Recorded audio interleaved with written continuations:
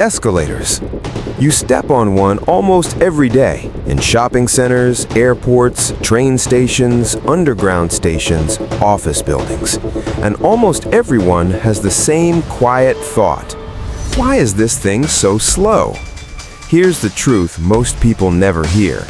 Escalators are not slow by accident. Their speed is deliberately engineered to control safety, behavior, flow, psychology, and profit. By the end of this video, you'll understand why escalators move slower than you expect, how that slowness shapes your decisions, and how design quietly controls your body without asking permission. Once you see this, you will never stand on an escalator the same way again. Let's begin with the assumption everyone makes and why it's wrong. 1. The myth. Escalators are slow because of technology. Most people believe escalators move slowly because motors are limited, faster speeds are unsafe, technology hasn't improved. None of this is true. Modern escalators are capable of moving much faster than what you experience daily. In controlled environments, escalators can safely operate at higher speeds. So the question becomes more uncomfortable. If they can move faster, why don't they? The answer lies not in engineering, but in human behavior. To understand escalator speed, you must understand fear. 2. Human balance is weaker than you think. The moment you step onto an escalator, your body enters a state of micro-instability. You are transitioning from a static floor to a moving surface, adjusting balance, carrying bags, luggage, phones, children. Designers know something crucial. Most injuries on escalators happen at the first and last step. If an escalator moves too fast, people hesitate, people misstep, people panic, people fall. Slower speed increases confidence, predictability, compliance. A slow escalator reduces hesitation even if it increases frustration. Design always prioritizes flow over comfort. But safety alone does not explain everything. 3. Escalators are designed for the slowest user, not the average one. Here's a design principle most people never hear. Public infrastructure is designed for the weakest user, not the average one. Escalators must accommodate elderly people, children, people with disabilities, people carrying heavy luggage, distracted phone users. If even one group struggles, the system fails. So designers intentionally choose a speed that feels slow to the confident, feels manageable to the vulnerable. You are not the target user, the system is. Now let's go deeper into psychology. 4. Slow escalators control crowd behavior.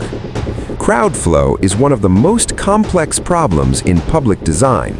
Move people too fast, congestion forms at exits. Bottlenecks increase. Panic spreads. Accidents multiply. Move people slowly. Flow stabilizes. Density evens out. Tension drops. Escalators act as behavioral dampeners. They regulate how quickly crowds move, where congestion forms, how long people stay in transitional zones. This is especially critical in airports, train stations, shopping centers. A slow escalator is not inefficient. It is controlling chaos. But there is another reason, and this one is uncomfortable. 5. Slow escalators increase exposure. In retail environments, time equals money. When escalators move slowly, you spend longer inside the space. Your eyes wander. Your attention drifts to signs, shops, screens. This is why escalators are often placed inside retail sightlines. Advertising is positioned nearby. Store entrances face escalator exits. The escalator becomes a forced pause. You are not walking. You are not rushing. You are absorbing. Designers understand one brutal truth. The slower people move, the more they notice. If you're starting to realize that everyday spaces are quietly designed to influence you, this channel exists for you. Subscribe to Hidden Design of Everyday Life, because once you learn how design controls behavior, you stop moving through the world blindly. Now let's continue. The speed also sends a signal, and signals matter. 6. Slow speed signals safety and order. Fast movement triggers urgency. Urgency creates stress, mistakes, loss of control. Slow movement communicates stability, predictability, authority.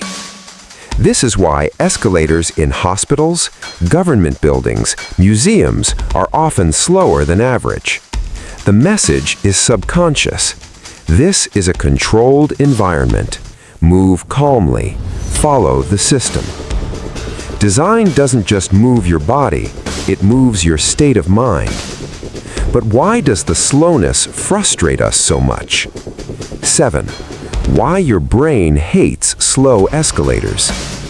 Your brain constantly estimates effort versus reward. On stairs, you move at your own pace. Effort feels justified. On escalators, you surrender control. Time feels wasted. This creates a psychological conflict. You are passive, but still waiting. Designers accept this frustration because frustration is safer than panic. Annoyance is better than injury. Compliance matters more than comfort. Public design is not built to please you. It is built to manage you.